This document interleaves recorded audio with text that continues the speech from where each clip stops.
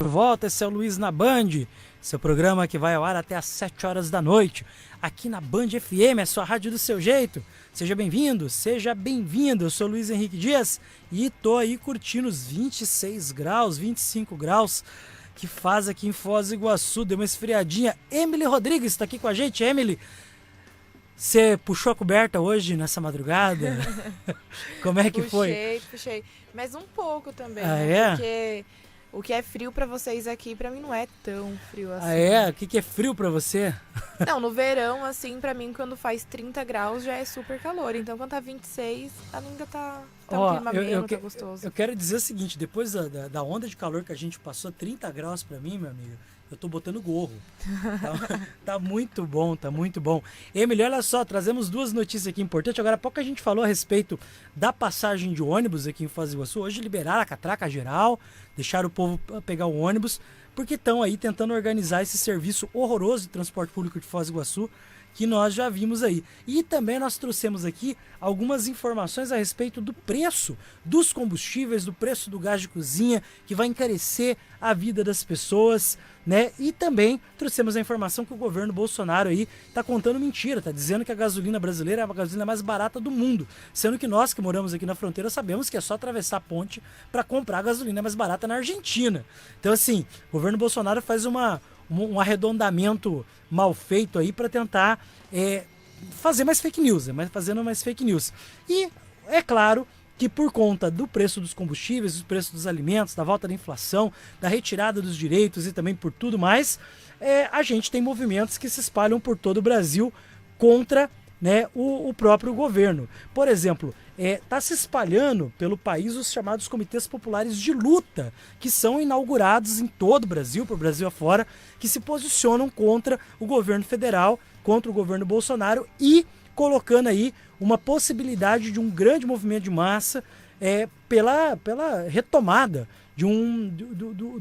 do processo democrático aí, ainda mais, né, nesses tempos sombrios que a gente está vivendo. E aqui em Foz foi diferente. O Coletivo de Cidadania criou o primeiro comitê de luta de Foz do Iguaçu. Foi oficialmente lançado agora no começo de março o primeiro Comitê Popular de Luta de Foz do Iguaçu, organizado pelo Comitê de Cidadania, que é coordenado pelo estudante de antropologia Emily Rodrigues, que está aqui com a gente. Então eu já aproveito para parabenizar a Emily pelo comitê. E o comitê se propõe por estar na linha de frente da defesa da democracia nas eleições presidenciais desse ano aqui em Foz, junto com todo mundo que vier fazer parte, e já havia sido pré-lançado em novembro num ato que aconteceu no Espaço Cultural Pagu e contou com a presença da deputada federal e presidente do PT, Gleice Hoffmann, e também por eu que estou aqui, né, que prestigiei lá o comitê lançado pelos estudantes.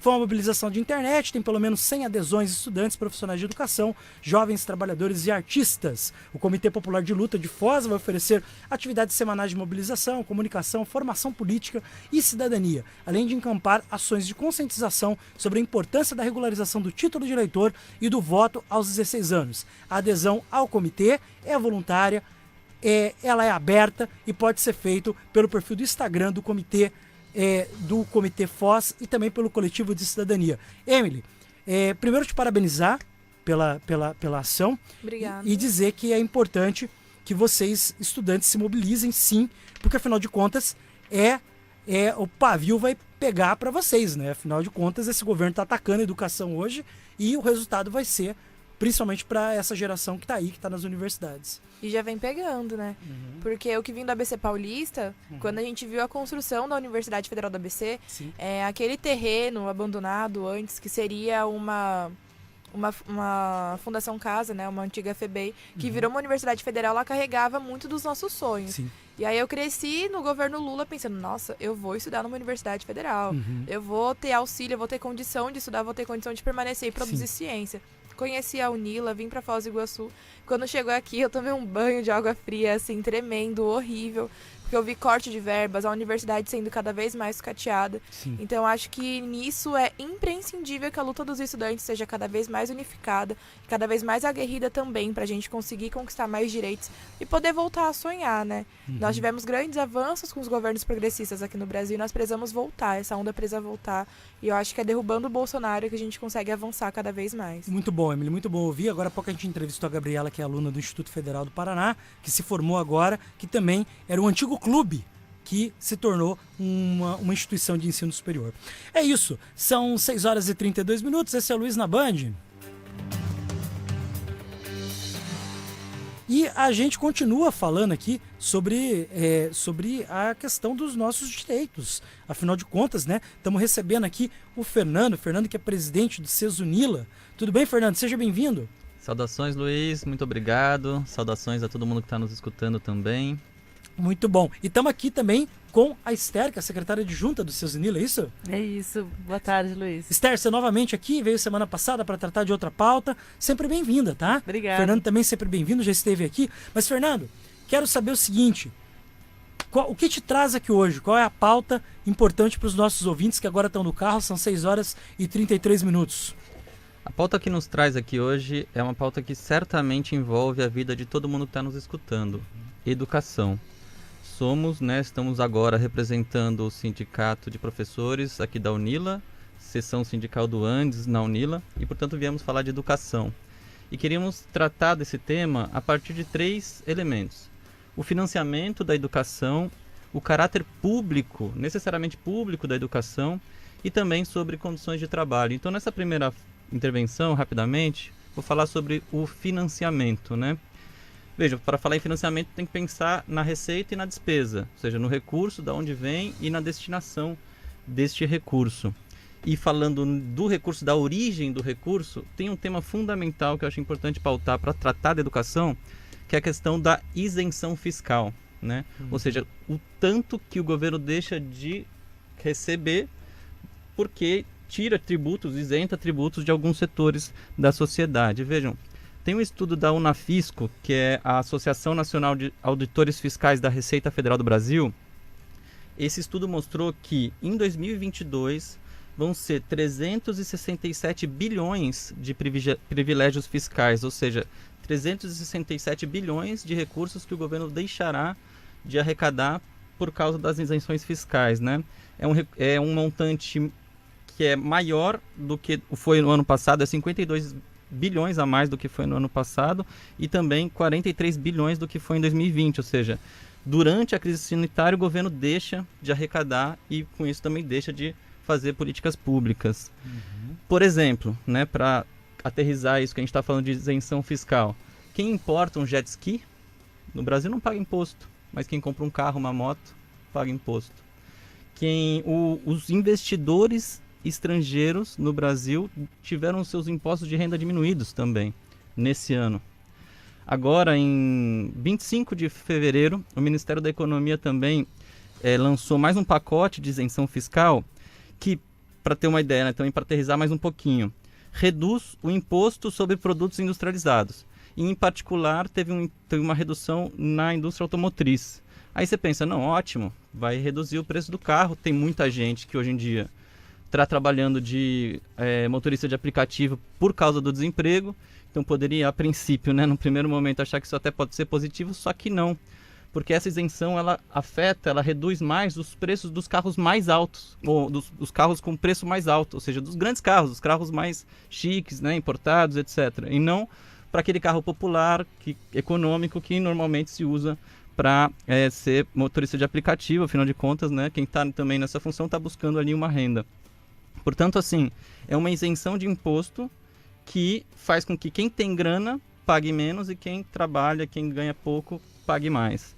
Então, recursos e fontes de recursos existem. Isso é importante porque sinaliza que o país não está quebrado, não é que falta, né? Existe de onde tirar, só que tem que fazer uma reforma tributária nesse sentido, né? E agora falando um pouquinho do destino, ou da falta de destino desses recursos. A gente vive um momento crucial para toda a sociedade, né, no mundo inteiro, mas também se a gente pensar agora, né, da educação, como professores e professoras falando da educação. a gente tem que garantir condições de permanência para os estudantes, né, para diminuir, reduzir, evitar a evasão. Tem que garantir condições de segurança sanitária, afinal de contas, ainda existem mortes devido à pandemia, ainda existem aí cuidados necessários. Sabemos também que o avanço da vacinação reduziu muito, né, os drásticos danos que a pandemia nos trouxe. É uma pauta que a gente trazia também, o avanço da vacinação. É preciso também garantir a formação da sociedade, né? Por exemplo, formar professoras que vão depois atuar no ensino público de básico, fundamental, que vão, portanto, ser professores e professoras dos filhos de todo mundo. Filhos e filhas de todo mundo vão ter ali, tem que ter a formação. E é voltada não só, né, só para conhecimento, mas para atender os interesses de quem trabalha. Transporte, né, uma pauta fundamental aqui da cidade, saúde, acesso à saúde, acesso a um conhecimento crítico da sociedade, ou seja, existe de onde tirar recurso e existe necessidade para onde investir. Na educação, um dos elementos fundamentais para investir. Só que, contrariamente a isso, né, ou seja, na contramão disso, o governo vem reduzindo as verbas à torto e à direito, né?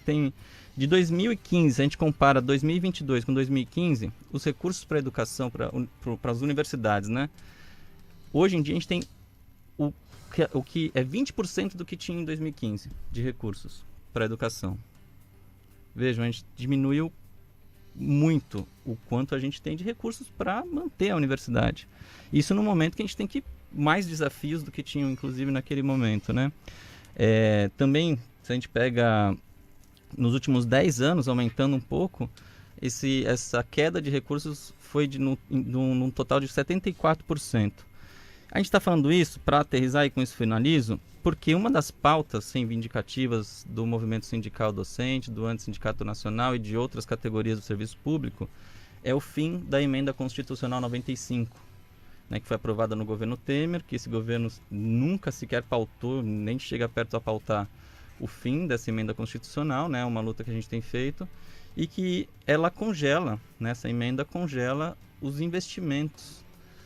Então, assim, a gente quer mais investimento na educação, é fundamental mais investimento na educação, porém, é necessário também lutar pelo fim da Emenda Constitucional 95, que impede, dificulta, né, impossibilita o aumento desse investimento. Então, por um primeiro momento, falar do financiamento, depois a gente fala um pouco mais sobre o caráter público da educação e das nossas condições de trabalho também. Muito bom. Deixa eu só abrir o microfone. Agora abri. Fernando, muito bom esse preâmbulo aí, é importante para o nosso ouvinte que está aí acompanhando. Agora são 6 horas e 39 minutos. A gente está conversando aqui com o Fernando e com a Esther, o Fernando que é presidente, a Esther que é secretária adjunta da CESUNILA, que estão trazendo para nós essa pauta importante que é a defesa da educação, a defesa, né, do servidor público, nesse caso servidor público federal da universidade, e também trazendo aí a pauta do financiamento da educação. Para quem está nos ouvindo, ouviu aí essa expressão PEC 95, que é a famosa PEC do congelamento dos gastos. Para quem quiser entender melhor, é só pensar assim: de um ano para o outro tem inflação, tem que fazer as correções, os preços sobem, tudo sobe, só que o dinheiro para financiar a educação fica congelado. Isso quer dizer que cada vez menos, né, cada vez menos dinheiro para a educação. Fernando, tem aí programado uma paralisação.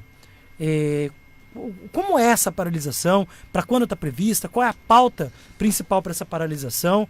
Se a Esther quiser comentar também, fique à vontade. Os microfones estão abertos para vocês aí. Bom, a gente fez a assembleia da categoria docente da CESUNILA, né, da Associação Sindical do Antes da UNILA. Fizemos a assembleia convocando toda a categoria da UNILA, mas isso foi um processo que envolveu sessões sindicais do Sindicato Nacional no Brasil inteiro, e não só, né, do servidor público do magistério superior, ou seja, professores universitários, mas também de outras categorias do serviço público, no sentido de fazer uma análise da conjuntura, fazer uma análise dos cortes, fazer uma análise também, por exemplo, né, a Receita Federal, a gente vê aí, também tem sofrido com esses cortes, tem sofrido com cortes de gente, de pessoas, né, do funcionalismo, mas também de financiamento para atuar, para poder conseguir fazer seu trabalho. Então fizemos rodadas de assembleias e agora no dia 11 de março decidimos, enquanto categoria, fazer uma paralisação no dia 16 para utilizar esse dia como um dia de mobilização. no cotidiano do nosso trabalho, a gente não consegue parar, organizar, escrever um panfleto, falar com a sociedade, estar aqui, né, poder dialogar sobre esse tema. Então a gente vai paralisar no dia 16, outras categorias também estão construindo essa paralisação. Se o quiser complementar alguma coisa. Fica à vontade, fica à vontade. Não, é isso, né? Ou seja, a gente tem aqui um movimento que está sendo articulado de uma maneira nacional, né, com várias categorias. E a proposta, de fato, é trabalhar dentro desses 3 pontos que o Fernando estava falando, ou seja, né, uma luta contra a emenda constitucional 95, né, justamente essa do teto dos gastos, mas também com relação à PEC 32, né? Esse projeto de emenda constitucional que destrói, né, o serviço público, que é a chamada reforma ou contra-reforma ou deformação, melhor dizendo, né, uma deforma administrativa, né? Esse é um outro ponto também dessa luta, né? Que está unificada, né? Ou seja, está sendo construída de uma maneira nacional e que transpõe, ou seja, a carreira docente. Não se trata somente desse aspecto da educação, mas do serviço público como um todo. Então, quando você fala de forma unificada, para os nossos ouvintes poderem entender bem, diz respeito a outras universidades públicas e também outros setores do funcionalismo público que estão fazendo essa mesma manifestação, ou seja, uma pauta unificada, é isso? Exatamente, exatamente. Assim, é uma construção, né? Ou seja, é um momento que vem vindo desde janeiro, né? No movimento de mobilização dentro do Sindicato Nacional do Ensino Superior, mas também em outras categorias também. E está se construindo no sentido de mobilizar para, de fato, colocar essas questões, né, desses 2 pontos principais, né, ou seja, a emenda constitucional 95, o teto de gastos e a PEC 32. Mas também, né, falar também sobre as condições de trabalho do servidor público de uma forma geral. Né? Que vem se deteriorando nos últimos anos, do que diz respeito a não só a reajuste, mas também a própria estrutura. Porque eu imagino que vocês vendo a redução dos investimentos nos setores que vocês trabalham, vai dando até um desespero. Falando, meu Deus, como é que vai ser o trabalho daqui a pouco? Né? Exatamente. E aqui em Foz, essa paralisação, como vocês falaram, é uma paralisação que ela está unificada com o Brasil. Então, nesse dia vai paralisar em todo o país, né? Isso, é um dia nacional de mobilização e paralisação, né? É o dia 16 de março. A gente construiu essa data junto do FONASEF, que é o Fórum Nacional de Servidores Públicos Federal. Então, existem outras categorias do Serviço Público Federal que, em suas assembleias de base, podem ter decidido ou não. Isso é um quadro que a gente ainda precisa ter. Tem adesão, né? Exato, tem adesão de cada categoria. As assembleias ocorreram provavelmente ali final da semana passada. A gente ainda está tendo o quadro de adesão. Na categoria docente, sabemos que teve várias assembleias que sim paralisaram, né? Então a gente, como organizamos nosso sindicato pela base, ou seja, cada seção sindical tem autonomia para decidir de acordo com os locais, de acordo com as características, né? Para conseguir refletir de fato como pensa ali a categoria, temos que ver como cada seção sindical fez esse processo e levou adiante. Mas a ideia, a nossa intenção e nossa mobilização é no sentido de ampliar nacionalmente essa mobilização. Afinal de contas, é uma pauta que envolve toda a sociedade, né? Sim, diretamente. Bom, eu só quero agradecer vocês por estarem trazendo esse debate para cá, porque é um debate que às vezes pode parecer um pouco distante para nós, né? Mas afeta diretamente as nossas vidas. Afinal de contas, absolutamente tudo que você faz tem um servidor público por trás, e defender o funcionalismo público, defender o servidor público, é também defender a prestação de serviços públicos à nossa população. Eu vou deixar o microfone aberto para vocês, quiserem fazer comentários finais aí, considerações, fiquem à vontade, né? Vocês estão em casa. Não, acho que eu queria ressaltar mais assim, esse caráter mesmo, né, da importância do serviço público, porque quando se fala nessa ideia da reforma administrativa, tem-se uma ideia, no geral, né, na população em geral, de que o serviço público, tem muito servidor público no Brasil, né, e que não é verdade, né, então, na realidade, comparando com outros países desenvolvidos, né, a gente tem uma defasagem, né, e isso se apresenta de uma forma mais forte em algumas categorias, como o Fernando já tinha mencionado aqui, né, então, assim, a gente, na realidade, precisa ter o servidor público, né, a gente precisa desse serviço, então não é uma condição, assim, exagerada dizer, falar, olha, temos demais. Não. Uhum. A reforma administrativa, ela é bastante danosa na maneira como ela se apresenta, né? Então, lutar contra ela é, na realidade, preservar a possibilidade de ter acesso ao serviço de educação, de segurança, de saúde, né? De previdência, que são questões fundamentais para a nossa população, né? Ainda mais numa situação tão crítica como a gente está vivendo, né? Então, o que ela coloca é, de fato, um desmonte. Então, é uma luta bastante... A gente já vem lutando desde o ano passado, né? Conseguimos barrar a votação, processo de votação, mas agora a gente precisa, de fato, engavetar, acabar com ela, porque para ela não ter mais chance de voltar a essa pauta, né? Justamente porque ela é bastante danosa, ela acaba, de fato, com o serviço público. Isso, muito bom. Fernando, quer fazer um complemento? Quero sim. 3 coisinhas rápidas. Primeiro, né, ressaltando isso sobre o caráter público da educação, né? Uhum. A educação é algo que perpassa a vida de toda a população.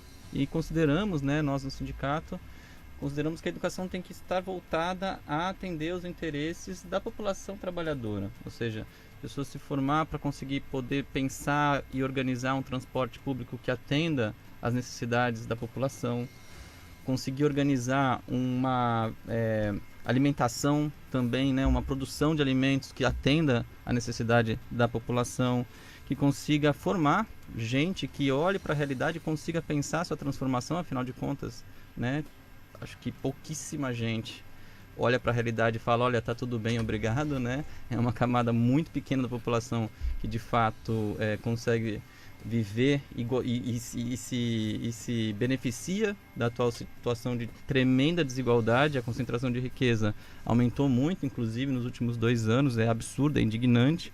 Né? Então esse é um primeiro aspecto, ou seja, a educação voltada para a população, e para isso é preciso de recursos, né? Não cortes de recursos.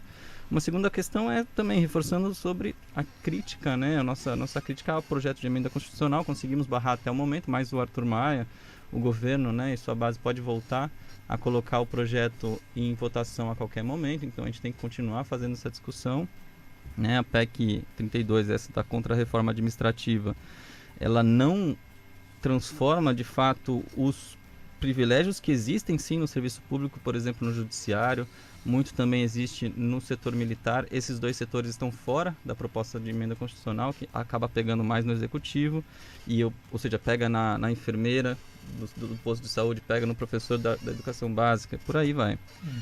E um terceiro aspecto, rapidamente, as condições de trabalho, né? A pandemia fez com que, até determinado momento, fosse fundamental o isolamento social, fosse fundamental que as aulas, né, fossem feitas de forma remota. E isso exigiu, né, acabou acarretando vários custos que não estavam, né, no nosso salário colocado. Por exemplo, o aumento da conta de luz, o aumento do desgaste dos nossos computadores, cadeira, né? Internet de alta velocidade. Internet de alta velocidade, bem lembrado, Luiz. Uhum. A gente fez uma pesquisa assim e muitos docentes começaram a ter problemas de visão, né? Porque praticamente, olha, e não estou exagerando, 12 horas da frente do computador por dia. Trabalhando, não é vendo coisa, não é vendo Facebook, não, é trabalhando, lendo artigo, preparando aula, dando aula e por aí vai. Então, assim, vários custos que aumentaram, né? Ao mesmo tempo, o desgaste inflacionário, né? O avanço inflacionário de 2019 para 2022 agora, tivemos uma perda salarial só pensando na inflação, sem contar esses novos custos, de 20%. Né? Então, uma das pautas também da nossa mobilização é uma reposição salarial. Uma reposição salarial que dê conta desses gastos, dê conta da inflação e dê condições de trabalho. Sim. Então a gente luta por mais financiamento, por uma educação pública voltada para atender os interesses da população trabalhadora e por condições de trabalho dignas. Muito bom.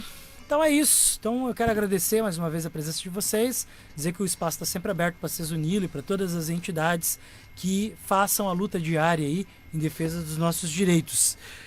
Agora são 6 horas e 51 minutos. Eu quero agradecer então a Fernanda, a Esther, quero agradecer a Emily. Emily, muito obrigado mais uma vez por ter participado com a gente, sempre bem-vinda aqui. Imagina, Luiz, toda segunda eu tô aqui, viu? 6 horas e 51 minutos. Só pra quem pode falar agora que eu tinha tirado o microfone. Opa, não, desculpa, só para agradecer também o espaço, Luiz. Muito obrigado. Não, o espaço é sempre aberto, sempre nosso, o programa é nosso. Gente, então 6 horas e 51 minutos, a gente vai encerrando por aqui. 27 graus de Foz, muito obrigado pra você que acompanhou a gente. Agora você vai ficar com a musiquinha que eu escolhi, claro, do Legião Urbana, Meninos e Meninas. E daqui a pouco você conta com a programação nacional da Band FM. Band FM, a sua rádio do seu jeito.